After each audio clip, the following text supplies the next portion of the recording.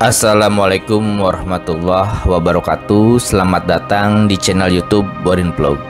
Di kesempatan ini saya ingin mengulas mengenai sejarah Kabupaten Grobogan. Kabupaten Grobogan yang ada di Provinsi Jawa Tengah, juga mengenai asal-usul dari nama Grobogan itu sendiri. Bagaimana kisah atau sejarahnya? Silakan disimak berikut ini. Grobogan adalah nama salah satu kabupaten di Provinsi Jawa Tengah. Secara geografis, wilayah Grobogan berada di lembah yang diapit oleh dua pegunungan kapur, yaitu Pegunungan Kendeng di bagian selatan dan Pegunungan Kapur Utara di bagian utara. Kabupaten terluas kedua di Jawa Tengah ini memiliki moto Kombuling Cipto Hang Roso Jati, yang artinya bersatunya kehendak dengan Nyang Agung menumbuhkan rasa sejati hidup dalam kesucian. Adapun semboyan dari kabupaten ini yaitu Grobogan Bersemi, bersih, sehat, mantap, dan indah.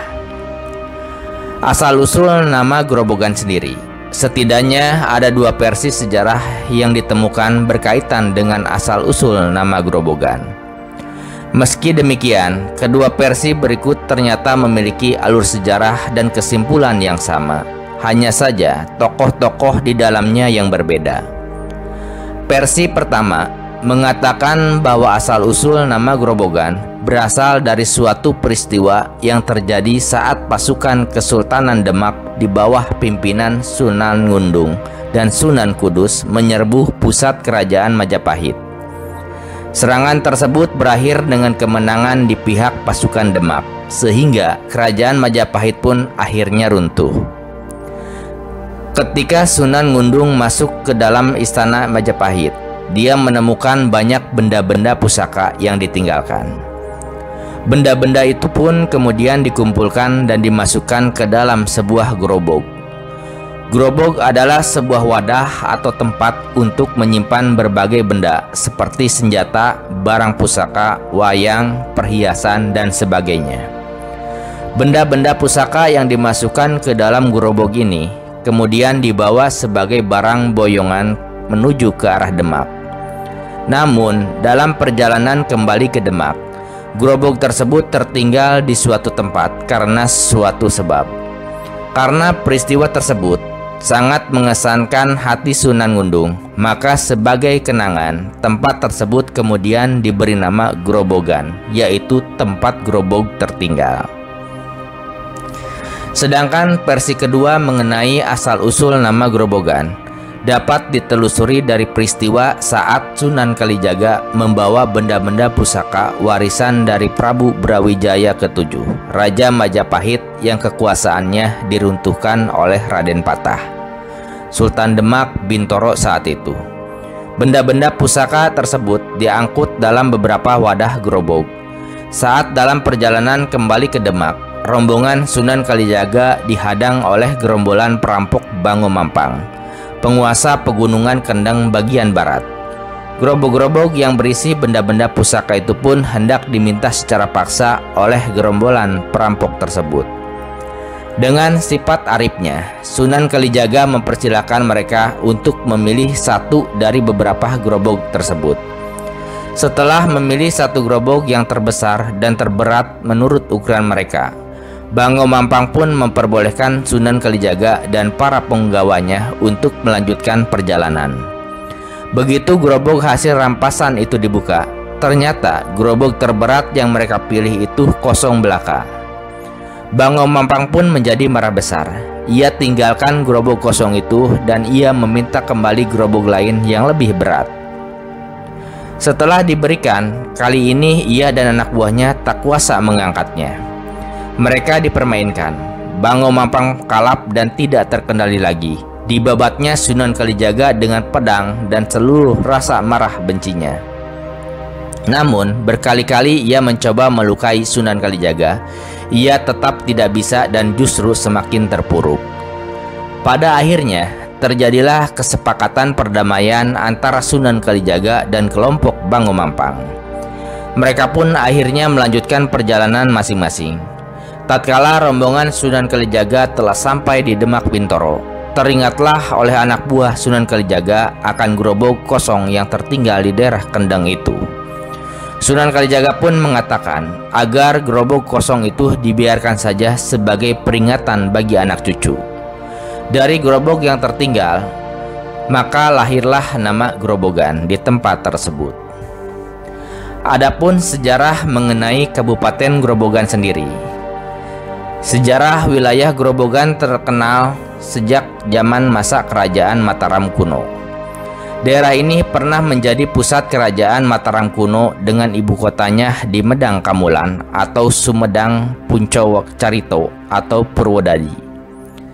Salah satu kisah terkenal berkaitan dengan tempat ini adalah cerita tentang Aji Saka. Pusat kerajaan ini kemudian berpindah di sekitar kota Prambanan dengan sebutan Medang Ibumi Mataram atau Medang Mati Watu atau Medang Ipoh Pitu atau Medang Ri Mamrta Retipura. Pada masa kerajaan Medang dan Kahuripan, daerah Grobogan merupakan daerah yang penting bagi kerajaan tersebut. Sementara pada masa kerajaan Majapahit, Demak, dan Pajang, daerah Grobogan selalu dikaitkan dengan cerita rakyat Ki Ageng Sela, Ki Ageng Tarub, dan Bondan Kejawan. Pada masa kerajaan Mataram Islam, daerah Grobogan termasuk daerah Monconegoro dan pernah menjadi wilayah koordinatif Bupati Nayoko Ponorogo, Adipati Suryo Diningrat. Dalam masa Perang Wadanan dan Perang Mangkubumen, daerah Grobogan merupakan daerah basis kekuatan Pangeran Prangwadana dan Pangeran Mangkubumi. Sedangkan berdasarkan sejarah hari jadinya, keberadaan Kabupaten Grobogan berawal pada hari Senin Kliwon 21 Jumadil Akhir 1650 atau 4 Maret 1726. Sejarah ini diambil dari cerita saat Susuhunan Amangkurat IV mengangkat seorang abdi yang telah berjasa kepadanya. Wongso Dipo nama abdi tersebut. Kemudian diangkat menjadi Bupati Tanah Monconagari yang menjadi taklukan raja, yaitu Grobogan dengan gelar Raden Tumenggung Mortopuro. Wilayah kekuasaannya meliputi Sela, Teraskaras, Wirosari, Santenan, Grobogan, serta beberapa daerah di Sukowati bagian utara Bengawan Solo. Berdasarkan Babad Kertasura atau Babad Pacina 1702 sampai 1704. Karena pada saat itu Kartasura masih dalam keadaan kacau, maka pengawasan terhadap daerah Grobogan diserahkan kepada kemenakan sekaligus menantunya yang bernama Raden Tumenggung Suryonagoro atau Suwandi. Sementara Raden Tumenggung Martopuro sendiri masih tetap di Kartasura. Raden Suryonagoro diserahi tugas untuk menciptakan struktur pemerintahan Kabupaten Pangreh Praja, seperti adanya Bupati, Patih, Kaliwon, Panewu, Mantri, dan seterusnya sampai jabatan bekal di desa-desa. Pada saat itu, ibu kota kabupaten berada di Grobogan. Namun, pada tahun 1864, ibu kota dipindah ke Purwodadi. Saat Indonesia dijajah Belanda, pemerintah kolonial membagi beberapa wilayah dalam beberapa gawesten yang bersifat administratif yang kemudian dibagi-bagi lagi dalam Regensrap. Regensrap Grobogan saat itu berada dalam lingkungan Semarang Gewes.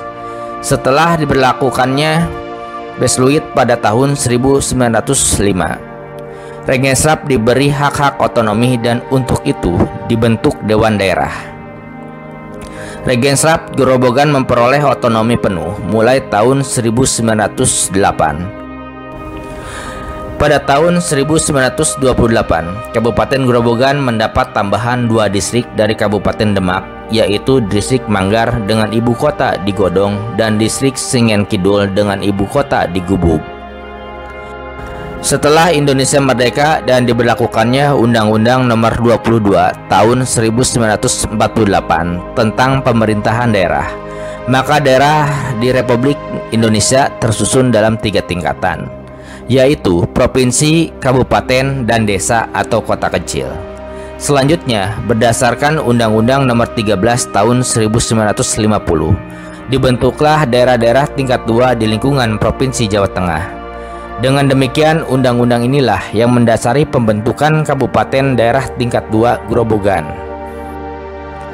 Dengan Peraturan Daerah Kabupaten Grobogan Nomor 11 Tahun 1991, maka ditetapkanlah bahwa hari jadi Kabupaten Grobogan adalah 4 Maret 1726 atau 1 Rajab 1138 Hijriah. Ketentuan ini berdasar pada peristiwa saat diangkatnya Raden Tumenggung Martopuro sebagai Bupati Manconagari di Grobogan.